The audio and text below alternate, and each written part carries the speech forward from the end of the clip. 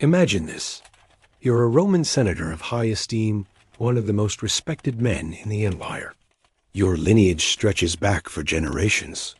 The purple stripe on your toga marks your noble birth, and you've dedicated your life to serving the Republic with honor. Tonight, you've received something extraordinary, a golden invitation to dine with the Emperor himself. A gesture that should inspire pride. But as you ascend the marble steps of the Palatine Hill Palace, you feel a knot tightening in your stomach. The guards at the gate avoid your gaze. Their silence speaks volumes. They know what lies ahead.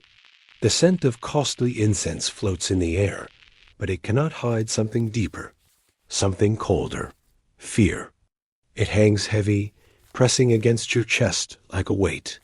Inside the grand hall, Rome's elite stand in uneasy stillness, senators, their wives, merchants with unimaginable wealth, and battle-hardened generals, all waiting, all quiet. Then, a sound breaks through the stillness. Echoing footsteps, slow and deliberate, followed by laughter shrill, erratic and terrifying.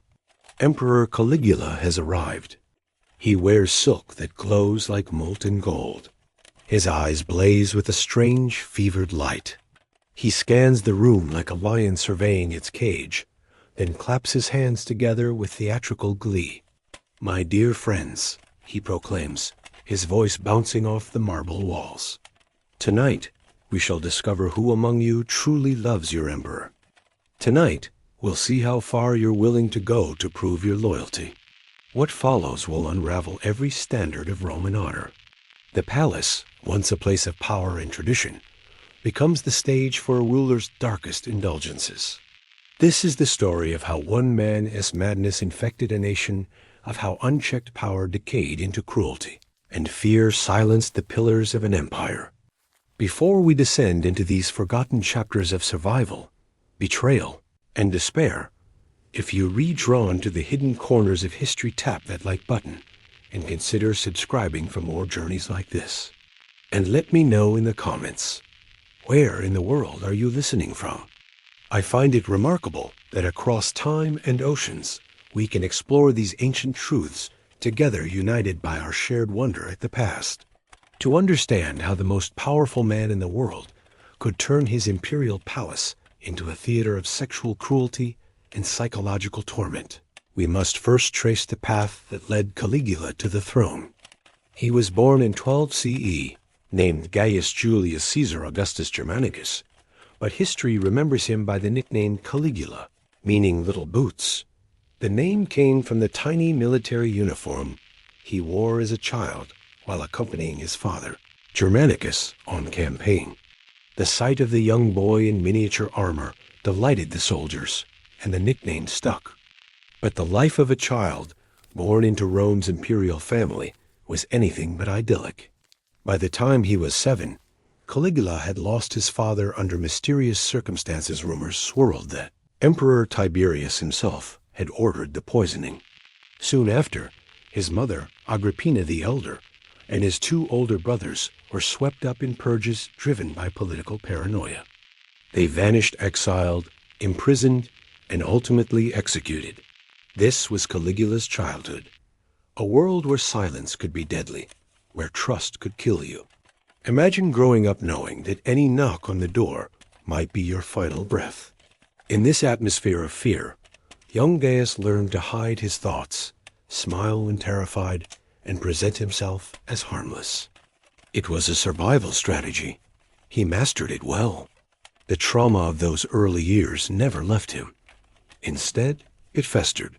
It shaped a young man who would later crave not just control, but total psychological dominance, especially over those who reminded him of the systems that once held power over his life. When Tiberius finally died in 37 CE, Rome breathed a collective sigh of relief. The empire had endured decades under a ruler known for his suspicion and seclusion.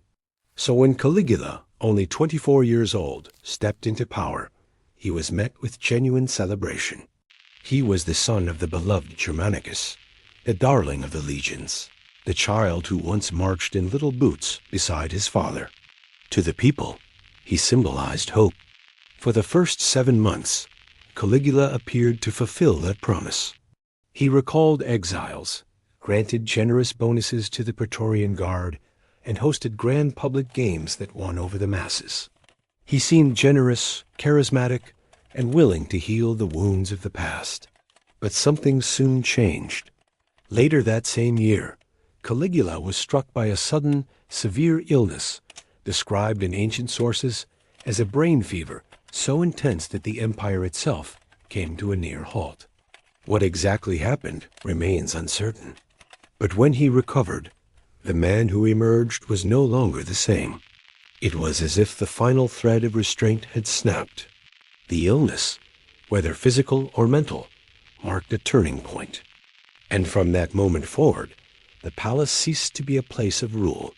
It became something else entirely, a stage for one man's descent into unchecked madness. For days, Caligula drifted between life and death, while the city of Rome held its breath. Citizens lit candles, offered prayers, and pleaded with the gods for the recovery of their young emperor. But when he finally rose from his sickbed, something had changed, and everyone close to him could sense it. Some ancient historians suggest the illness left him with lasting brain damage. Others believe it simply removed the final thread of self-control that had held back his darker instincts. Whatever the truth, it was clear. The Caligula who emerged was no longer the man Rome had once adored. The shift wasn't immediately visible to the public. At first, it showed in subtle ways: lavish spending sprees, erratic behavior during private audiences, an increasingly unpredictable temper. But within the walls of the imperial palace, a far more disturbing transformation was unfolding. It seems that during his brush with death, Caligula had come to a devastating realization. As emperor, he could do anything, to anyone, at any time. And no one, no senator, no soldier, no god could stop him. The first to witness this descent into tyranny were the palace staff, servants who had faithfully attended. The imperial family for years were suddenly reduced to toys for the emperor's amusement. His whims became law no matter how strange, cruel, or depraved. Young male slaves were often summoned to his private quarters, forced to endure humiliating acts that shattered every boundary of Roman decency. But it was the female servants who suffered the most. Ancient texts written in veiled and cautious language describe how Caligula would wander the palace halls at night, choosing women at random to satisfy his desires. These were not romantic trysts, nor even transactional affairs. They were exercises in dominance, brutal demonstrations of his power over those who could not resist. And it didn't end with the staff. Soon, Caligula's appetites turned outward. He began inviting the wives of senators and noblemen to private meetings, framed as formal discussions about family matters or their husbands' political futures. But these encounters had a different purpose. Behind closed doors, the emperor used them to assert control, to degrade the elite in the most personal way possible by violating what they valued most. These women raised under the rigid moral expectations of Roman aristocracy soon found themselves trapped in a nightmare where refusal was not an option. To deny the emperor's advances didn't just mean punishment for themselves, but often death for their entire family. One especially harrowing account tells of how Caligula would force these noble women to strip before him and perform sexual acts as he reclined on his throne, watching with cold amusement. At times, he would summon multiple women at once, pitting them against each other to compete for his approval, turning private humiliation into a public spectacle. This wasn't merely indulgent cruelty, it was psychological warfare. These women, once revered as paragons of Roman dignity, were reduced to nothing more than props in the emperor's twisted performances. And that, perhaps, was the most terrifying part of what Caligula had done to the imperial palace. It wasn't just the perverse acts themselves. It was the systematic way he weaponized sex to dismantle Rome's social order from the inside. Caligula seemed to understand something chilling, that by forcing the most respected citizens of the empire to either witness or participate in acts of sexual degradation. He could break them more completely than any physical torture ever could. The emperor began hosting lavish evening banquets that, at first, resembled typical elite Roman gatherings: fine wine, intellectual conversation, political posturing. But as the night wore on, the atmosphere would shift. The masks of civility would drop, and the true nature of the gathering would reveal itself. Senators arrived with their wives and daughters, expecting a formal occasion. But once the wine had flowed freely, Caligula would begin making increasingly obscene demands. "Senator Marcus," he might say casually, as if commenting on the flavor of the roast, "your wife has such lovely eyes. I wonder what they look like when she's kneeling before me." And in that moment, the senator would know he had no choice. To object to speak out, to even flinch, was to sign his family's death warrant. His wife, meanwhile, would be forced to comply, degraded under the emperor's gaze often, while her husband and children were made to watch, powerless. The psychological toll on these families was devastating. Marriages shattered, children scarred for life, lineages once honored in marble reduced to shadows under the emperor's heel. Caligula took perverse satisfaction in these displays of dominance, especially in making Rome's most powerful men sit helpless as their wives were publicly debased. This was no longer politics. It was control through humiliation. Power expressed not in law or warfare, but in the destruction of the human soul. Caligula orchestrated every detail of his perverse displays, even arranging seating so that husbands had an unobstructed view as their wives were coerced into performing sexual acts, sometimes with the emperor himself, other times with his chosen partners. For Caligula, the acts themselves were only part of the performance. The anguish etched on the faces of Rome's most powerful men, their rage, humiliation, and utter helplessness, was a source of twisted pleasure. Over time, the imperial palace atop the Palatine Hill was physically transformed to accommodate the emperor's escalating fantasies. New chambers were commissioned, built not for governance or rest, but for spectacle and control. These rooms, according to archaeological fragments and written accounts, abandoned conventional furniture in favor of circular arrangements of couches and platforms designed so that every angle of every act could be seen by all.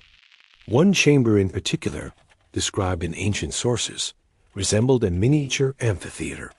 Elevated seating encircled a central arena where the emperor staged what he considered performances, captured enemies, slaves, and on occasion, even Roman citizens were forced into sexual acts before an audience of senators, nobles, and their families, who were ordered not only to watch, but to applaud. The emperor's personal bedroom became a place of dread. Unlike the secluded quarters of his predecessors, Caligula's chamber was equipped with galleries and multiple entrances, transforming it into a stage. He would summon courtiers, dignitaries, and even guards to witness his private acts, turning intimacy into exhibition. The pleasure, it seemed, came not solely from the act, but from the public display of unchecked domination. As his cruelty escalated, Caligula established what could only be described as a palace brothel staffed, not by professional courtesans, but by the disgraced wives and daughters of senators who had fallen from imperial favor. These women were forced into sexual service, not only for the emperor, but also for visiting guests, foreign envoys, and even low-ranking soldiers. For Caligula, there was no greater humiliation than reducing the noble bloodlines of Rome to playthings for his amusement.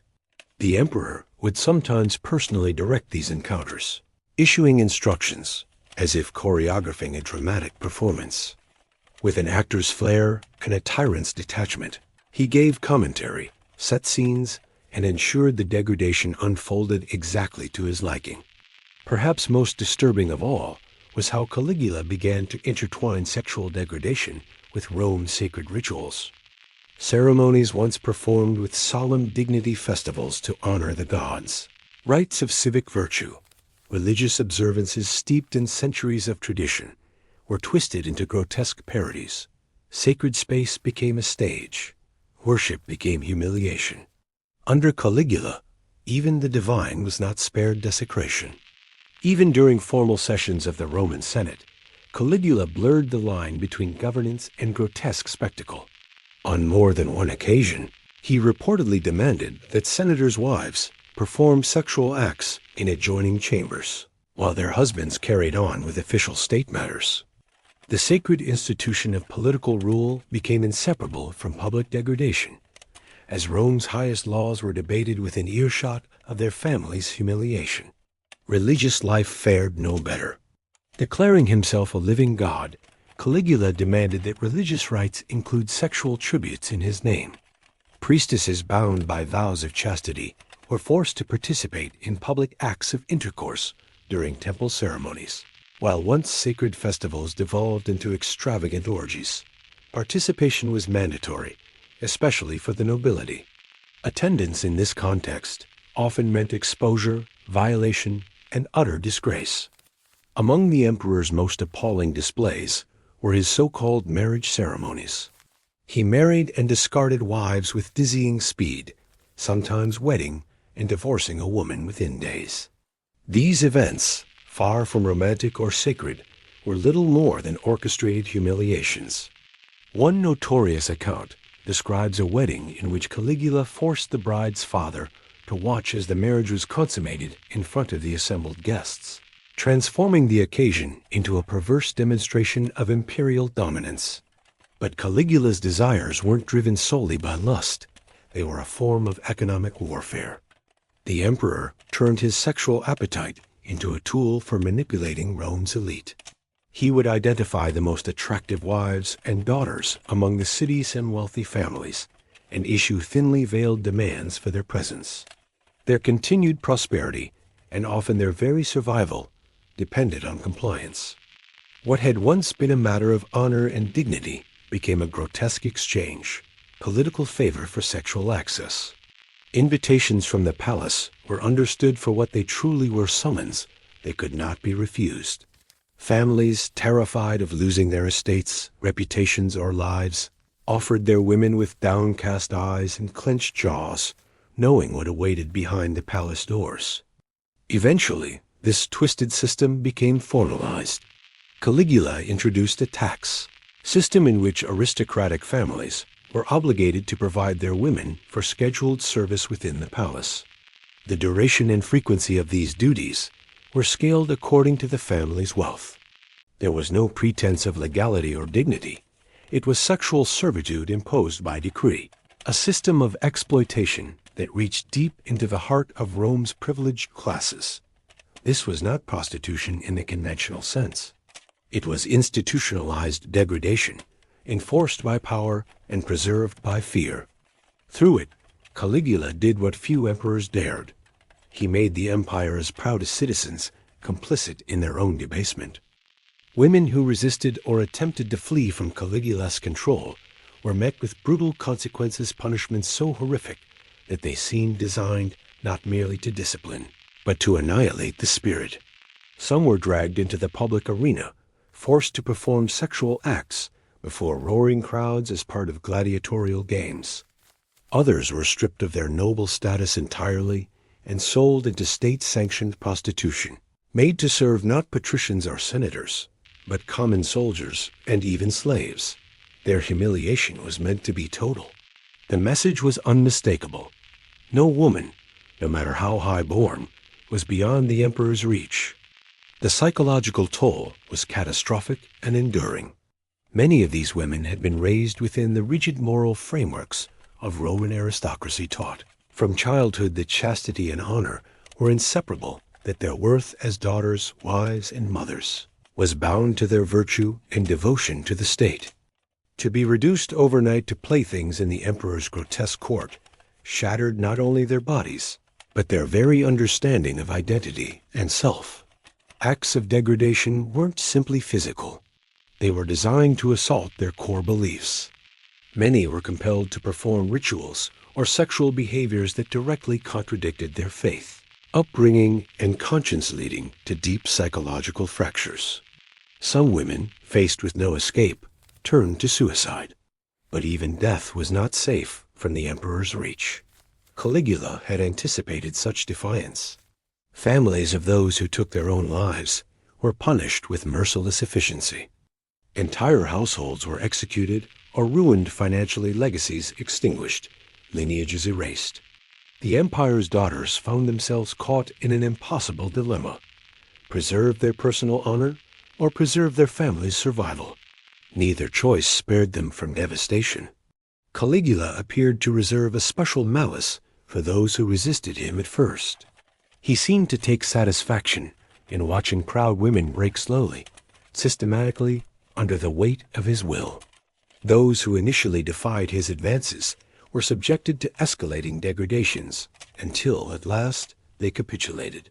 Once their spirits were broken, these women were paraded as cautionary examples. Their silence, their compliance, their vacant eyes, they became warnings in human form. But perhaps the emperor's cruelest blow lay not in what he did to the women, but in what he forced their fathers and husbands to endure. Because Roman men, senators, generals, statesmen were not spared. They were not only witnesses to their wives' and daughters' destruction, they were participants in it. And they knew it. They were not just witnesses. They were made into participants. Fathers were ordered to deliver their daughters, personally, to the emperor's private chambers. Husbands were instructed to undress their wives and ready them for the emperor's pleasure. Brothers, in some of the most disturbing accounts, were forced to restrain their sisters while imperial guards stood watch. This wasn't just submission. It was ritualized complicity. Caligula knew precisely what he was doing. By turning Rome's most powerful men into facilitators of their own family's degradation, he shattered not only the women, but the very concept of honor.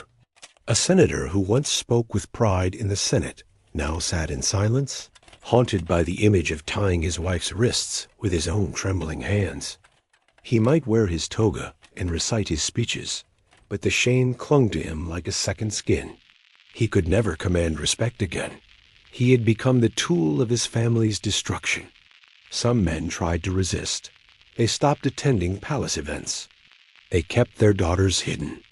They invented illnesses, begged for delay. But the emperor was ready for that too. Families who refused to comply were punished with ruthless efficiency.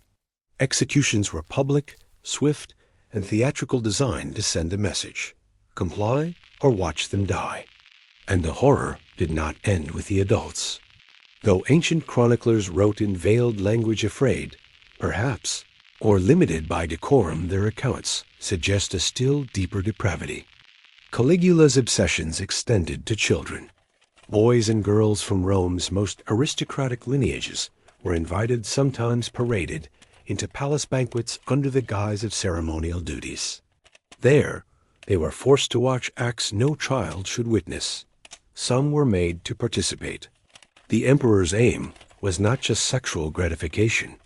It was total contamination. He sought to corrupt every rung of Roman society, from its oldest traditions to its youngest heirs. The children who lived through these palace nights rarely emerged whole. Some grew into adulthood broken, unable to form normal relationships. Others descended into madness or violence. For many, the very concept of love had been twisted beyond recognition. These were not isolated tragedies. This was generational devastation. Some of those children never healed. Others became something worse. They grew into adulthood still haunted by the velvet shadows of Caligula's palace, until eventually the fear hardened into something colder, a hunger to reclaim control, to rewrite their pain. And so they, too, became perpetrators. Senators, priests, magistrates, men raised in marble homes, taught Latin verse and duty now, replicating the very horrors once inflicted upon them. Caligula seemed to understand this. He was not merely destroying the present, he was seeding the future. By corrupting the youth of Rome's elite, he ensured his legacy would outlast his flesh. They would carry forward his sickness, disguised in ceremony and tradition, draped in fine robes and sanctioned by law. An entire generation of Rome's future was shaped not by philosophy or valor, but by fear, shame, and sexual violence. And then Caligula made it holy. He declared himself divine, not just a god, but the god, Jupiter reborn in flesh, the son of the stars, the moon's favorite child. But unlike the old gods, he did not demand sacrifices of grain or animals. He wanted flesh. Living, breathing, terrified flesh. A new religion was born in the palace halls. Temples were raised within the imperial complex stone chambers, lit by flickering oil lamps, adorned with statues not of heroes or deities, but of Caligula himself, naked, grinning, arms open like a mockery of salvation. Here, devotion meant submission. Here, worship meant sex. Participation was not optional. Those who sought favor or simply survival were required to perform sexual acts in the name of divine union. Rituals were created around these encounters. Dancers would open the ceremony. Choirs of trained children sang verses of praise, and then the acts would begin ritualistic, brutal, and public. Sex with the emperor or his appointed avatars was seen as a form of communion. Watching became a sacred duty. Applause was expected. Participation was sometimes rewarded with gold, more often with silence. When the wives of senators were forced into orgies, it was said to be a holy offering. When children were brought forth and initiated, it was described as mystery rites. Not sin, not abuse, but sacred illumination. The redefinition of horror into ritual was Caligula's most terrifying invention. And it didn't end within the marble walls of Rome. The empire itself became a mirror of the palace. Provincial governors were inspired to create their own temples. Commanders of distant legions in Gaul and Syria hosted imperial feasts where submission became celebration. Sexual slavery became policy, cloaked in the rhetoric of loyalty to the divine emperor. Rome's glory, once built on law, discipline, and civic pride, now pulsed with a darker heartbeat, one of corruption, so deep it touched every stone, every home, every family. And at the center of it all, seated on a throne of velvet and blood, was Caligula, a man who turned shame into spectacle, worship into violation, and Rome's future into a long, whispered curse. By 40 CE, even the silence began to fracture. The palace, once cloaked in whispered rumors and trembling obedience, had become a theater of madness too grotesque to ignore. The sexual rituals once shrouded in veiled justifications of religion or loyalty now spilled fully into the open, illuminated by torchlight and spectacle. Caligula no longer cared for secrecy. He wanted Rome to watch, to kneel, to break. Each event outdid the last. Each demand pushed the line further, until there was no line at all. Senators who had once spoken of justice and law now stood naked beside their wives and daughters. Slaves, dignitaries, even animals were made part of carefully choreographed performances that lasted for days. Dancers collapsed from exhaustion. Children sobbed. Grown men vomited from shame and helplessness, and Caligula applauded. He had become something more than emperor, more than god. He had become decay itself. But in the shadows of this orgiastic empire, something else had begun to stir. A quiet panic among Rome's highest ranks. A realization whispered behind closed doors, in darkened atriums and curtained porticos. If this continues, there will be nothing left to inherit, not just wealth or power, but memory, identity, Rome itself. Then came the moment no one thought possible. The announcement. Caligula would no longer merely act as a god. He would codify it. A new imperial religion centered entirely on sexual submission to the divine emperor was to be established, not only in Rome, but in every province. Shrines in Judea, temples in Hispania, statues in Egypt depicting Caligula mid-act, frozen in divine ecstasy.